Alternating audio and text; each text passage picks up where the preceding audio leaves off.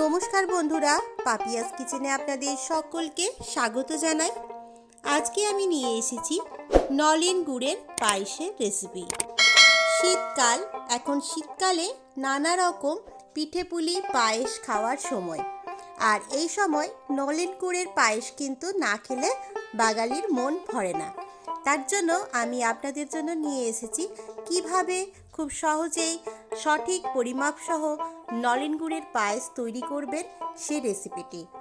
চলুন তাহলে ঝটপট দেখে নিই আমি কিভাবে এই নলেন গুড়ের পায়েসটি বানাচ্ছি। পায়েসের জন্য প্রথমে আমি দেখুন 50 গ্রাম গোবিন্দভোগ চাল নিয়েছি, আর নিয়েছি কিছু কাজু বাদাম আর কিশমিশ। কাজু বাদাম আর কিশমিশটা আপনারা নিজেদের পছন্দ অনুযায়ী দেবেন, যতটা পরিমাণে দিতে চান। প্রথমে চালটা আমি 2-3 বার জলটা পাল্টে ধুয়ে নেব। খুব ভালো করে 2-3 বার জলটা পাল্টে আমি চালটা ধুয়ে নিয়েছি। এরপর এই ধুয়ে রাখা চালটা ভালো করে জল ঝরিয়ে নিয়েছি। তারপর ওর মধ্যে খুব সামান্য পরিমাণে একটু ঘি দিয়ে ঘিটা ভালোভাবে মাখিয়ে নিচ্ছি। এভাবে করলে কিন্তু পায়েসটা থেকে খুব সুন্দর একটা গন্ধ বেরিয়ে আসে, তার জন্য ঘিটা মাখিয়ে নিলাম।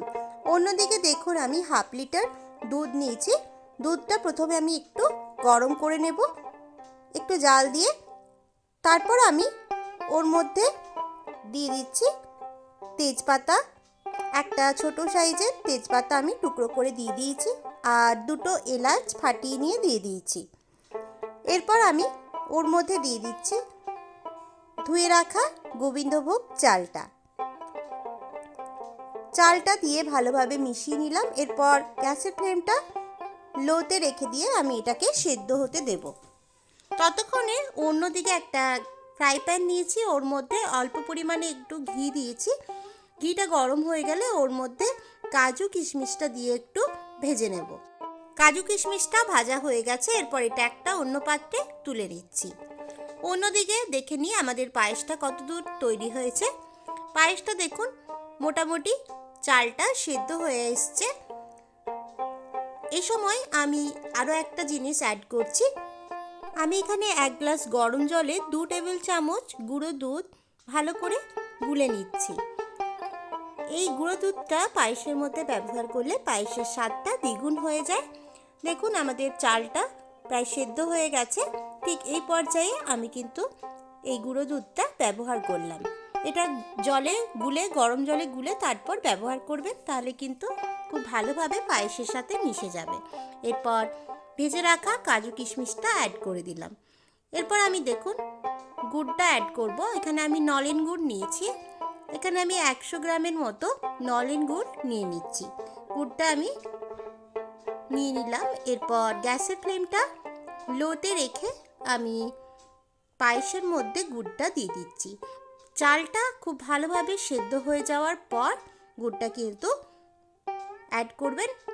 যতক্ষণ না পর্যন্ত গুড়টা পায়েসের সাথে ভালোভাবে মিশে যাচ্ছে ততক্ষণ পর্যন্ত এটাকে একটু নাড়াচাড়া করে নিতে হবে।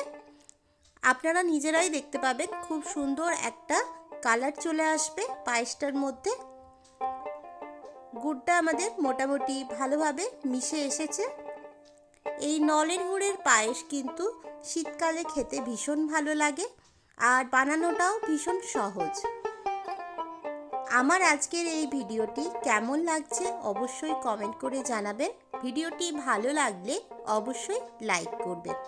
দেখুন আমার এই গুড়টা খুব ভালোভাবে পায়েসের সাথে মিশে গেছে। আমি গ্যাসটা বন্ধ করে দিচ্ছি, আর কিন্তু ফোটানোর প্রয়োজন নেই।